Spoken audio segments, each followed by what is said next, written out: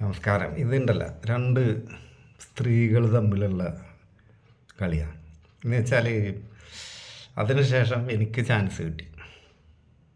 ഈ പണ്ടൊക്കെ എങ്ങനെയാണെന്ന് അറിയാം, ഇന്നത്തെ പോലെ പിങ്ക് റേസർ അല്ലെങ്കിൽ ഹെയർ റിമൂവർ ഒന്നുമില്ല. ഇപ്പം കുറച്ചൊക്കെ പണമുള്ള വീട്ടിൽ ഈ ബാർബർമാരുടെ ഭാര്യമാർ ബാർബർ പണി ചെയ്യും. ഈ പ്രസവം എടുക്കൽ അങ്ങനത്തെ ഒക്കെ പ്രസവിച്ച് കൊടുത്ത് ഡ്രസ്സ് കഴുകി കൊടുക്കുക, അതിനൊക്കെ പോകും. അതിനൊക്കെ നല്ല പൈസ കിട്ടും. ഇപ്പം ഈ പണക്കാരുടെ വീട്ടിൽ ഒരു 20-25 ദിവസം കൂടുമ്പോൾ ഈ അണ്ടർ ഷേവ് ചെയ്ത് കൊടുക്കാനും കഷ്ടത്തിലെ രോമം പഠിക്കാനും ഒക്കെ അങ്ങനത്തെ സ്ത്രീകൾ ചെല്ലും. അങ്ങനെ ചില സ്ത്രീകൾക്ക് വികാരം കൂടുതലാണ്. അപ്പോൾ ഒരു 40 വയസ്സുള്ളൊരു സ്ത്രീ ഉണ്ട്. അതിൻ്റെ ഭർത്താവ് ഒരു ഗവൺമെൻറ് ഉദ്യോഗസ്ഥനാണ്, ഒരുപാട് കൈക്കൂലിയൊക്കെ കിട്ടണ വകുപ്പാണ്. അപ്പോൾ അയാൾ ഇടുക്കി ജില്ലയിലായിരുന്നു. ഒരുപാട് പൈസയൊക്കെ ഉണ്ടാക്കുന്നുണ്ട്, പക്ഷേ അയാൾക്ക് കളിപ്പരിപാടിക്ക് വലിയൊരു കഴിവില്ല. അപ്പോൾ അയാളുടെ ഭാര്യനാണ് ആ തറവാട്ടിൽ. അയാളുടെ അനിയൻ്റെ ഭാര്യ താമസിക്കുന്നത്, അനിയൻ താമസിക്കേണ്ടത് തറവാടാണ്. അവിടെ അങ്ങനെ സെപ്പറേറ്റ് ആയിട്ടില്ല. പൈസ ഇല്ലാഞ്ഞിട്ടൊന്നുമല്ല, വലിയ ഫാമിലിയാണ്. അപ്പോൾ അവർക്ക് അതിനനുസരിച്ചുള്ള വലിയ വീടും മാറിപ്പോകണമെന്നൊക്കെ ഉണ്ട്. അവർ വീട് പണിയൊക്കെ നോക്കണ്ട അന്ന്. ഇപ്പോൾ വീടൊക്കെ ആയി. അപ്പോൾ ഇത് പഠിച്ചു കൊടുക്കാൻ ചെല്ലണ പെണ്ണ് ഒരു 30 വയസ്സുള്ള. അപ്പോൾ ഈ പെണ്ണിൻ്റെ പരിപാടിയൊക്കെ ഇതിനെ ഏകദേശം മനസ്സിലായി, ഈ പഠിക്കാൻ പോണ പെണ്ണ്. അപ്പോൾ എന്ത് ചെയ്യും, നല്ലോണം വെള്ളമൊക്കെ തൊട്ടൊഴിഞ്ഞ് അവിടെയൊക്കെ നല്ലോണം മസാജ് ചെയ്ത് കൊടുത്തിട്ടാണ് ഇത് ക്ലീനാക്കണം.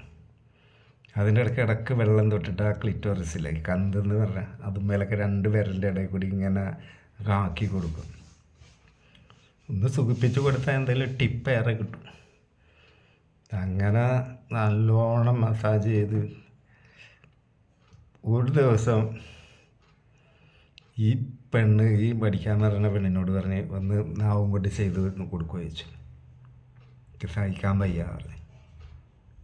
ഇവളെപ്പോഴും റെഡിയാണ്, കാരണം ഇവൾക്ക് അല്ലാണ്ട് തന്നെ അത് നടക്കണമെന്ന് തോന്നുന്നുണ്ട്. പക്ഷെ മുതലാളിച്ചല്ലേ, അങ്ങനെ കയറി ഹെഡ് ചെയ്യാൻ പറ്റില്ലല്ലോ, ഓവർടേക്ക് ചെയ്യാൻ മടി. ഒരു സ്റ്റാർട്ടിങ് ട്രബിളിൽ നിൽക്കുക. സ്ത്രീകൾ തമ്മിലാണ് പെട്ടെന്ന്, അതായത് അത്രത്തോളം കഴച്ച് നിൽക്കണ നേരത്ത് പറഞ്ഞു പോയി, അങ്ങനെ ഒരു ധൈര്യം സംഭരിച്ച് ഇവള് കയറിയാണ്ട് പെരുമാറി കൊടുത്ത് ചുണ്ടും നാവും ഉപയോഗിച്ച് അസലായിട്ട് നല്ലൊരു പൈസയും കൊടുത്ത് പിന്നെ സ്ഥിരമായി. അപ്പം ഈ പെണ്ണ് ഞാനുമായിട്ട് കമ്പനിയാണ്, അതിനെ ഞാൻ എടുക്കലുണ്ട്. അപ്പോൾ ഈ പെണ്ണിൻ്റെ കറഫ് തന്നെ എനിക്ക് വേറെ ശരിയായിട്ടുണ്ട്. എന്നോട് പറഞ്ഞ് ഈ മുതലാളിച്ചിക്ക് നല്ല ഇതുണ്ട്, വികാരമുണ്ട്. അവരോട് ഞാൻ ചോദിച്ചു നോക്കട്ടെ. ഞാൻ ചെയ്തു കൊടുത്തിട്ട് അവർ തൃപ്തി ആവണില്ല. ശരിക്കും ആണിൻ്റെ സാധനത്തിന് ആണിൻ്റെ സാധനം തന്നെ വേണ്ടേ. ഇപ്പം മുട്ടിശാന്തിക്കാണ് എന്നെ കൊണ്ട് ചെയ്യിക്കണത്. ഞാൻ ഇങ്ങനെ ഒരേ വർത്തമാനം പറയുമ്പോൾ അവർക്ക് നല്ല ആഗ്രഹം പ്രകടിപ്പിക്കുന്നുണ്ട്, പക്ഷെ ഭയം. നിനക്ക് ആരും അറിയാണ്ട് ചെയ്തു കൊടുക്കാൻ പറ്റുമോ വെച്ച്. ഞാൻ പറഞ്ഞ് കള്ളന്മാർ ഈ കാറ്റ് വരണ പോലെ വരും ഞാൻ ആ വീട്ടിൽ. ഒരു മനുഷ്യനെ അറിയില്ല.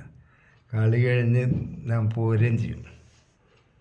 എന്നെ കൊടുക്കാനുള്ള പ്ലാൻ ഇടുകയാണെങ്കിൽ ആണ് പ്രശ്നം. അതൊരിക്കലല്ല, ചതി അതിലുണ്ടാവില്ല. നീ ചെല്ലുകയാണെങ്കിൽ അവർ റെഡിയാണ്, പക്ഷേ പുറത്തറിഞ്ഞാൽ അവരുടെ ജീവിതം ഇതോടുകൂടി കഴിയും. ഞാൻ പറയും കളിക്കണമെങ്കിൽ റിസ്ക് എടുക്കണം. ഞാനിത് കൊട്ടിപ്പാടി നടക്കുന്നില്ല, നീ അവരോട് ചോദിക്കുക അത് എന്നെ പറ്റുക. അപ്പം പറഞ്ഞ് ഞാൻ സൂചിപ്പിച്ചിട്ടുണ്ട്, നിന്നെ അവരെ അറിയും, നിന്നെ അവർക്ക് നല്ല വിശ്വാസമാണ്, നീ നല്ലൊരു ജെൻറ്റിൽ മാനാണെന്ന അവരുടെ മൈൻഡിൽ. കാരണം നിൻ്റെ ജോലിയൊക്കെ അവർക്ക് അറിയും. അപ്പോൾ നീ എങ്ങനെയായാലും നല്ലൊരു മനുഷ്യനാണ്, പിന്നെ ധൈര്യശാലിയാണ്, രഹസ്യം സൂക്ഷിക്കും, അതാണ് അവർക്ക് വേണ്ടത്. എന്നാൽ ഡേറ്റ് ഫിക്സ് ചെയ്തോളാം പറഞ്ഞ്. ടൈമും 11 മണിക്ക് ശേഷം. വേറെ പ്രത്യേകത ഉണ്ട് ആ വീടിന്, സാനി പേടിച്ച് മുറികളാണ്. വാതിലടച്ച് അവനവൻ്റെ മുറി കിടന്നാൽ പിന്നെ ആകാശം ഇടിഞ്ഞ് വീണാലും ഒരു വാതിൽ തുറക്കില്ല, അല്ല കള്ളം വന്ന് കൊല്ലും, അങ്ങനത്തെ ഒക്കെ. അതിൻ്റെ ഇടയ്ക്ക് ഈ പെണ്ണ് പറയും അപ്പുറത്ത് അവിടെ കള്ളം കയറിയിട്ടുണ്ട്, ഇവിടെ കയറിയിട്ടുണ്ട്, ശ്രദ്ധിക്കണം എന്നൊക്കെ പറയുമ്പോൾ വാതിലൊക്കെ കുറ്റിയിട്ട് ഉറങ്ങണമെന്നൊക്കെ പറയുമ്പോൾ ഞങ്ങളല്ലെങ്കിലും കുറ്റിയിട്ടാണ് ഉറങ്ങണം. അപ്പം നല്ല അടച്ചുറപ്പുള്ള വാതിലൊക്കെയാണ്. അപ്പോൾ ഈ പെണ്ണ് കിടക്കണ മുകളിലാണ്. മോളെന്ന് പറഞ്ഞാൽ മാർജാറിൻ്റെ ശബ്ദത്തിൽ പോകണം. അതൊക്കെ ഞാൻ ചെല്ലും. പിന്നെ അവരുടെ വാതിൽ തുറക്കുമ്പോൾ അടക്കുമ്പോൾ സൗണ്ട് ഉണ്ടാകുമെന്ന് ചോദിച്ചാൽ, അപ്പോൾ അവൾ പറഞ്ഞ് ചെറിയ സൗണ്ട് ഉണ്ട്. അവർ കുറച്ച് വെളിച്ചെണ്ണ എടുത്തിട്ട് അവിടെയൊക്കെ ആ വിജാഗിരി മേലൊക്കെ ഒന്ന് കുറച്ച് കൊടുത്തരും. എന്നിട്ട് വാതിൽ അടക്കം തുറക്കൊക്കെ കുറച്ച് പ്രാവശ്യം ചെയ്യും. എന്നിട്ട് എന്നോട് പറയാറ്. പിന്നെ ഇവള് പറഞ്ഞ് വാതിലിപ്പോൾ തുറന്നാലും അടച്ചാലും അറിയൂല അറിയാം. അല്ല, കള്ളവെടിക്ക് പോകുമ്പോൾ ഒരുപാട് കാര്യങ്ങൾ, ഇതൊരു എന്താ പറയുക, ഒരു ത്രില്ല് തന്നെ. അങ്ങനെയൊക്കെ പോയിട്ട് കളിക്കുമ്പോഴാണ് അതിൻ്റെ ഒരു ത്രില്ല്. അപ്പോൾ ഈ പെണ്ണിന് നമ്മളോടൊരു വീരാരാധന. നമ്മൾ ഇത്രയും റിസ്ക് എടുത്ത് അവിടെ ചെല്ലണ്ടല്ലോ. പിന്നെ അവിടെ വലിയൊരു നായുണ്ട്, അതിനൊക്കെ ഞാൻ സോപ്പിടും. ഏത് നായ്ക്കളെ ഞാൻ കയ്യിലെടുക്കും. എല്ലാം അറിയാം അങ്ങനത്തെ ടെക്നിക്കുകൾ. അപ്പോൾ ഈ ഭയമുള്ളതുകൊണ്ട് അവർ വാതിൽ തുറക്കില്ല. അങ്ങനെ ഞാൻ 11 മണിക്ക് ചെന്നു. ഇതപ്പോൾ എന്നെ അവരിട്ടേക്കണം ഡ്രസ്സ്, അടിയിൽ ചട്ടിയും പ്രായം, വേറെ ഒന്നും ഇട്ടിട്ടില്ല. ട്രാൻസ്പെറൻ്റ് ആയിട്ടുള്ള നൈറ്റി, ഒരു 1.5 മുതലാണ്. നല്ല ആക്രാന്തമുണ്ട്. ഒരുപാട് നാൾ കെട്ടിക്കിടക്കണമെന്നല്ല. ഈ പെണ്ണിങ്ങനെ നാക്കും കൊണ്ട് ചെയ്ത് കൊടുത്തിട്ടൊന്നും അതിന് മതിയായിട്ടുണ്ടായില്ല. വെളുപ്പിന് കോഴി മുമ്പൊക്കെ ഇവിടെ കളിയാണ്. വെട്ടം വെക്കണതിന് മുമ്പ് ഞാൻ അവിടുന്ന് പോരും. പിന്നെ വേറൊരു കാര്യം ഞാൻ പറഞ്ഞുതരാം. ഈ സ്ത്രീകൾക്ക് പൊതുവെ സെക്സിന് അങ്ങനെ ആഗ്രഹം വന്നാൽ ആണുങ്ങൾക്ക് പിന്നെയും ഭയം ഉണ്ടാവും, പെണ്ണുങ്ങൾക്ക് ഭയമില്ല.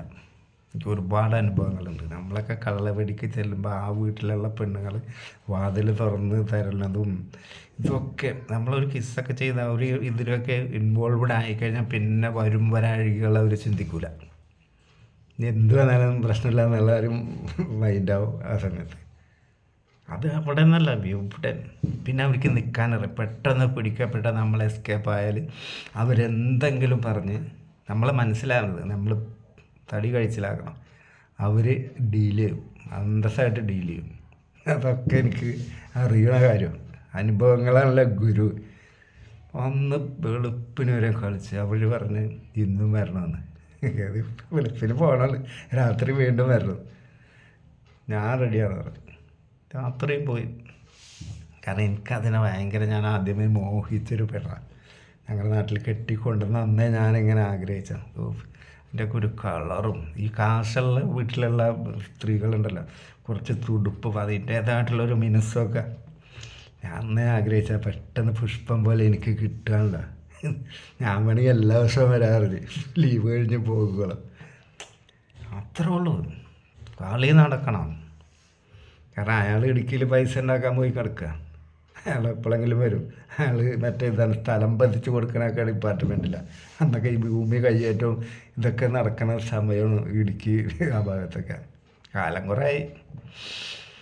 ഇപ്പം അങ്ങോട്ടൊന്നും പോകാറില്ല. ഇപ്പം ആരാണാവോ അവിടെ ചെയ്തു കൊടുക്കണം, അതും അറിയില്ല. ഇനി അടുത്ത വീഡിയോ ആയിട്ട് പിന്നെ കാണാം. നമസ്കാരം.